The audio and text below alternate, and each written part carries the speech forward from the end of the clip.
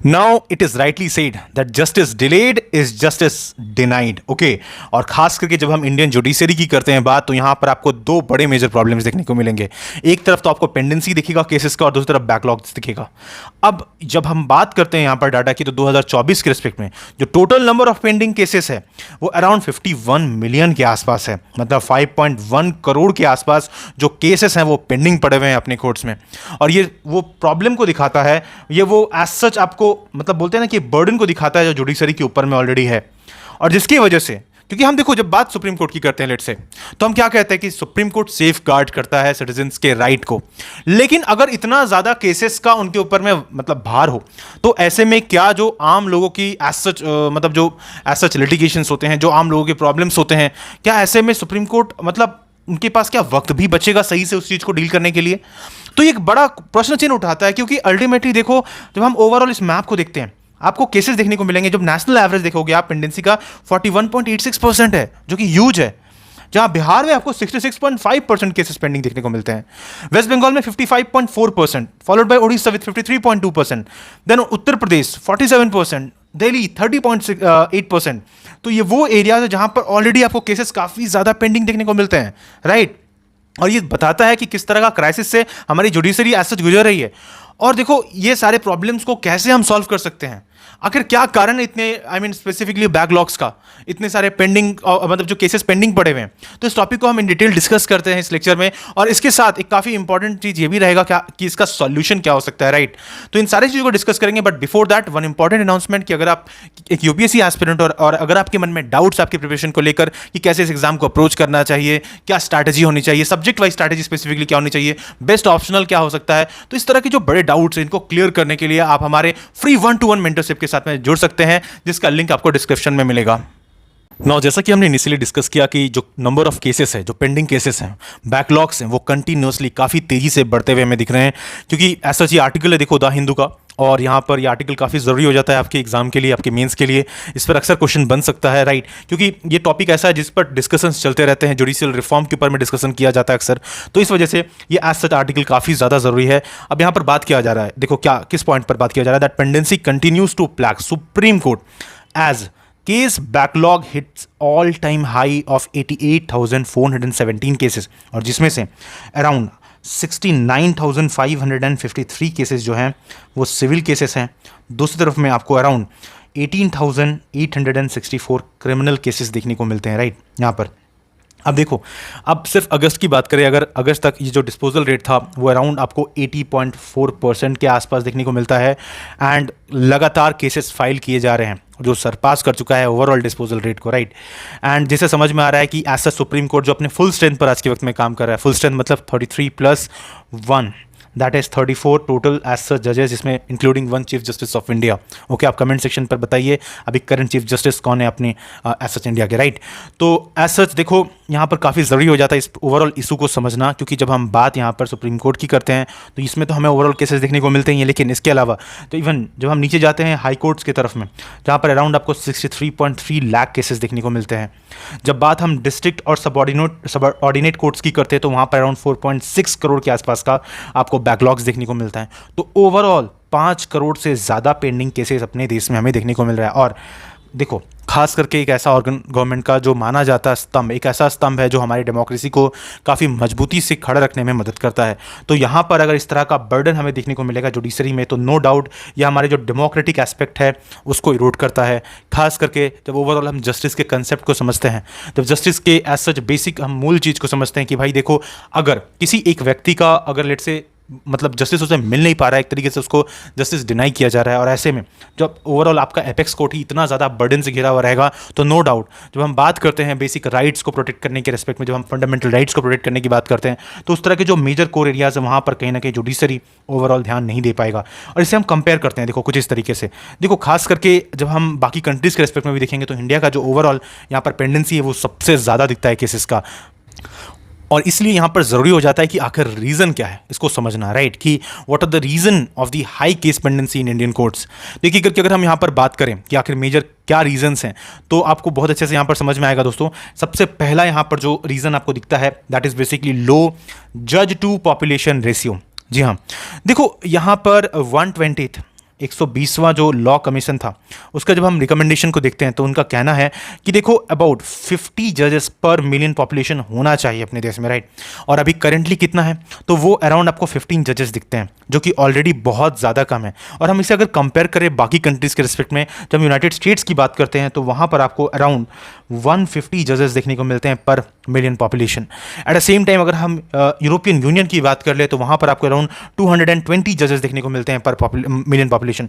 तो ये दिखाता है कि ओवरऑल हम ड्रास्टिकली काफ़ी ज़्यादा पीछे हैं और हमें एज सच यहाँ पर मतलब ध्यान देने की ज़रूरत है, खास करके जो रिक्वायरमेंट है, जो ओवरऑल एज सच यहाँ पर जजेस की नीड है, तो उन सारे गैप्स को हम यहाँ पर फिल आउट कर सकते हैं। इस पर हम आगे फर्दर डिस्कस करते हैं। लेकिन दूसरा एक बहुत बड़ा कारण है एब्सेंस ऑफ इफेक्टिव एडीआर।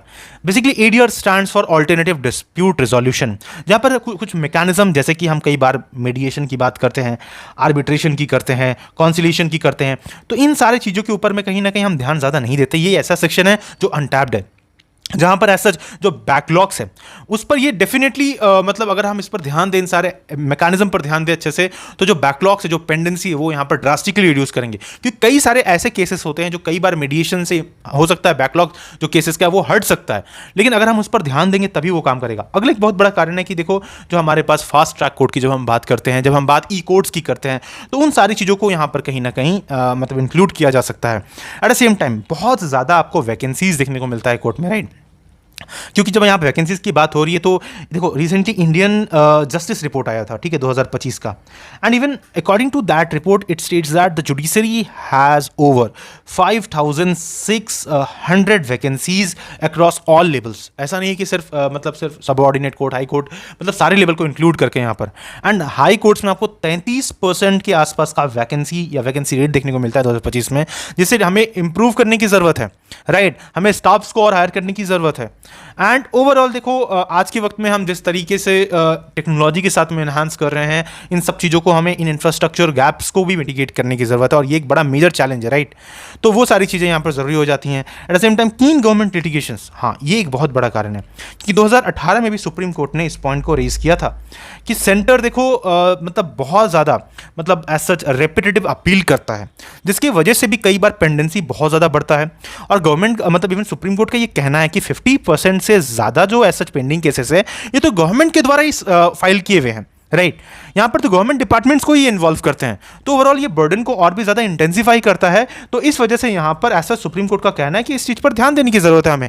तो ओवरऑल ये भी एक बहुत बड़ा कारण है। तो यहाँ पर आप देखो, एक निमोनिक से इन सारे पॉइंट्स को याद कर सकते हो that L stands for low जज to population ratio, A stands for absence of effective ADR that is alternative dispute resolution, C stands for court vacancies and infrastructural gaps, and K stands for keen government litigations. तो ये वो major points हैं जिनको आप अपने mains में भी include कर सकते हो। अगर आपका रीजन पूछ रहा है तो इन सारे पॉइंट्स को एग्जांपल्स के साथ में आप यहां पर डिनोट कर सकते हो।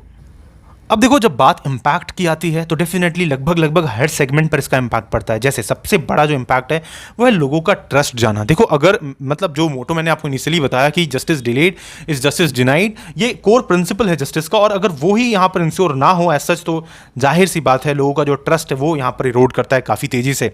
और मतलब जब खास करके बात ये कहा जाता है कि देखो, one of the major pillar है जुडिशरी डेमोक्रेसी का, तो उन वैल्यूज़, उन प्रिंसिपल्स को अपहोल्ड करने के लिए यहाँ पर डेफिनेटली जो ट्रस्ट है वो यहाँ पर बना रहना चाहिए। और उसके लिए बहुत ज़रूरी है कि टाइमली अपील हो, टाइमली उसका एज सच जजमेंट मिले, वो बहुत ज़रूरी होता है।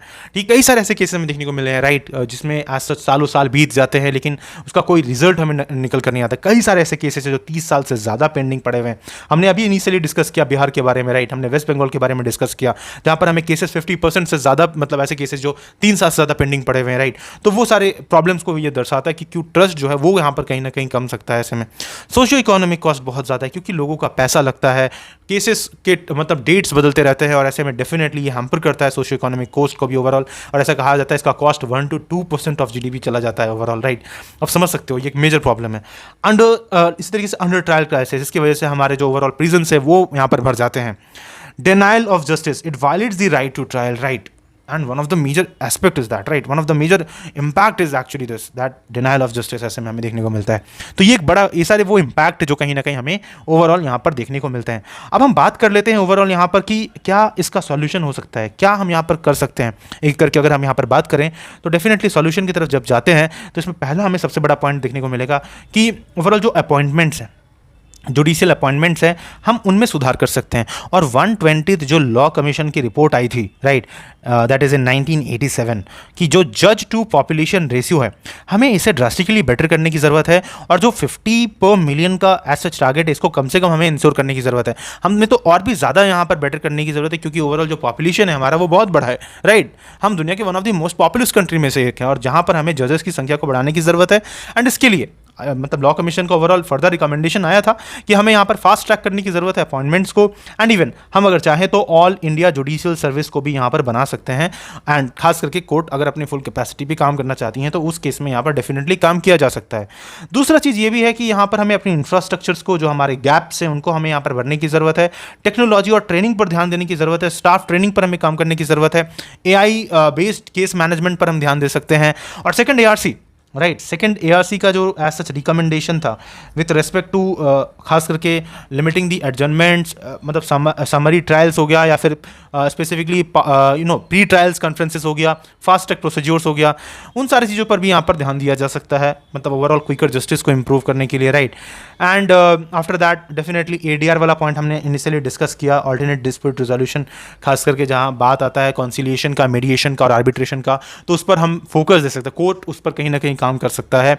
तो ओवरऑल देखो, जब हम बात करते हैं यहाँ पर कि जो जुडिशियल पेंडेंसी है, जो केसेस के बैकलॉग्स हैं, ये ओवरऑल अंडरमाइन करते हैं जस्टिस के प्रिंसिपल को, इकोनॉमिक ग्रोथ को, ओवरऑल पब्लिक ट्रस्ट को कहीं ना कहीं डिप्लीट करते हैं। तो यहाँ पर रिफॉर्म्स की ज़रूरत है overall with respect to capacity, technology, right, इन सारे एस्पेक्ट्स पर। तो डेफिनेटली अगर इस पर काम किया जाएगा तो जो हमारा वो मेजर प्रॉब्लम है बैकलॉग्स का, इसको मिटिगेट किया जा सकता है, एक बेटर यहाँ पर सॉल्यूशन हमें मिल सकता है। बट अल्टीमेटली मैटर वही करता है कि अल्टीमेटली हम कितना उन सारे रिफॉर्म्स की तरफ आगे बढ़ रहे हैं इंप्लीमेंट करने, क्योंकि रिजिडिटी इज़ नेवर गुड। और हमें कई बार यहाँ पर एज सच जुडिशरी में ओवर मतलब रिजिडिटी देखने को मिलता है, जो एक मेजर प्रॉब्लम खड़ा हो जाता है जब बात आता है यहाँ पर aspect with respect to specifically reforms. Okay, and यहाँ पर ज़रूरत है रिफॉर्म्स का। By the way, what's your take on this topic? आपका क्या मानना है? आप अपनी फीडबैक कमेंट सेक्शन पर दे सकते हैं। और इसी तरह के और भी इंपॉर्टेंट वीडियोज़ के लिए, इन्फॉर्मेटिव वीडियोज़ के लिए आप हमारे इस चैनल श्रीराम साइंस को सब्सक्राइब करना मत भूलिए। मिलते हैं अगले लेक्चर में। Thank you so much.